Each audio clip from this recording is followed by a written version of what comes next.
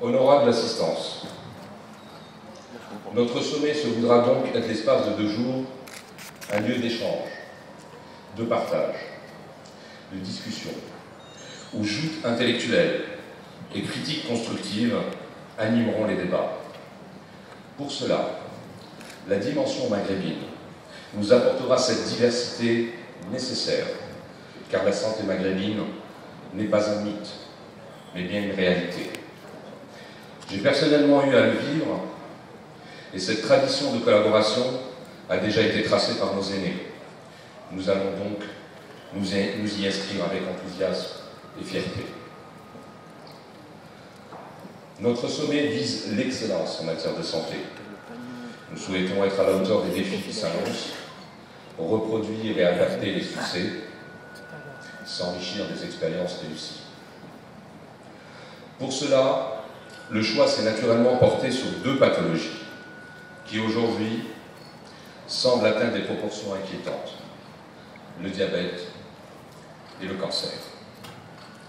C'est bien pour cela que notre programmation prévoit de donner un espace d'expression aux malades à travers une session dédiée aux sociétés professionnelles et civiles. Notre programmation prévoira également des présentations magistrales, des tables rondes interactives, des ateliers de partage de connaissances et des possibilités de réseautage qui permettront à l'ensemble des délégués de collaborer, d'apprendre et former de nouveaux partenariats. En outre, les derniers produits, services et technologies pourront être dans la partie exposition du sommet, donc disponibles dans la partie exposition du sommet. Une thématique essentielle de ce sommet traitera de la lutte contre le cancer, qui demeure aujourd'hui une véritable épreuve pour notre système de santé. L'organisation et l'offre en sont les 2 enjeux essentiels. Par organisation, j'entends structuration de l'offre des soins, qu'elle soit verticale ou horizontale. Verticale par la mise en place d'institutions étant à même de permettre aux options et modèles choisis de se cristalliser dans les organisations déjà existantes, sanitaires et professionnelles, et en charge du dépistage et du soin.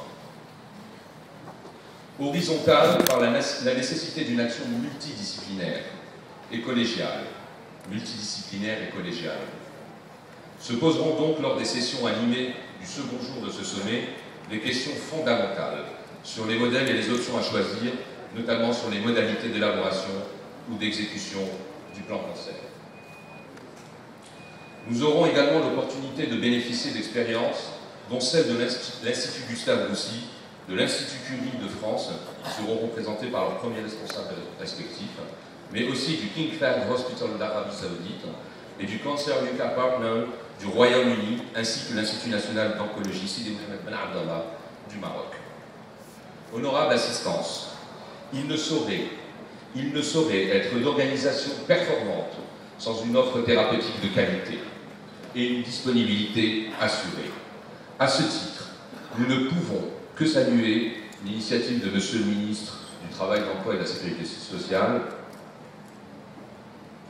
Monsieur Taïebour, qui par l'action de son département a permis de faire de la prise en charge intégrale des pathologies lourdes une réalité et tisser un véritable réseau de prise en charge à travers le conventionnement.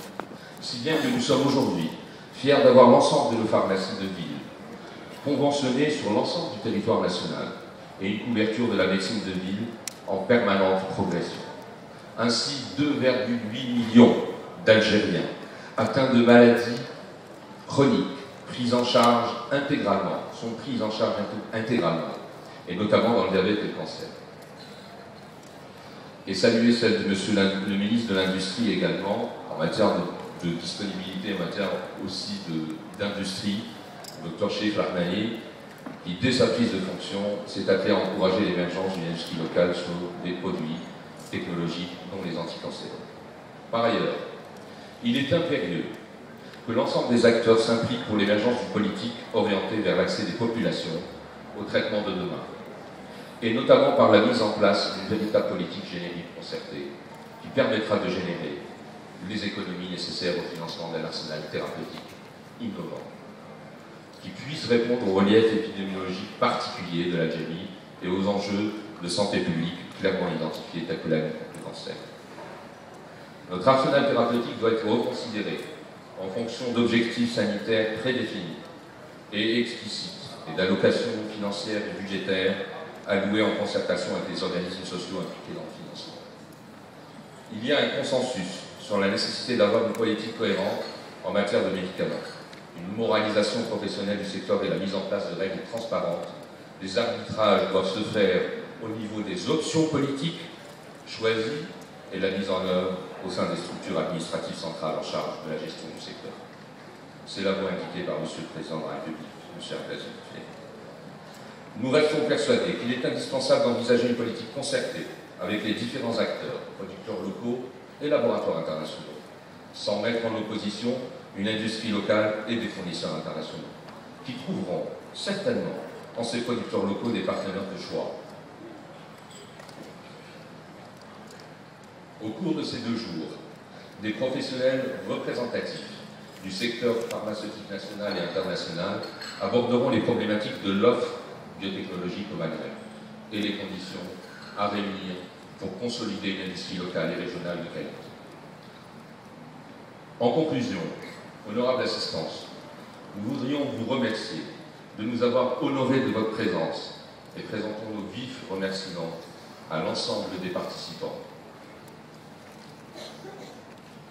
Permettez-moi maintenant de céder la parole à mon confrère, et néanmoins président, le Dr Lotfi Ben-Bahed, président du Conseil national de déontologie médicale, représentant l'ensemble des professions médicales et pharmaceutiques, et président du Conseil national de l'Ordre des pharmaciens, au sein duquel j'ai également le plaisir et l'honneur de siéger à ses côtés en ma qualité de vice-président.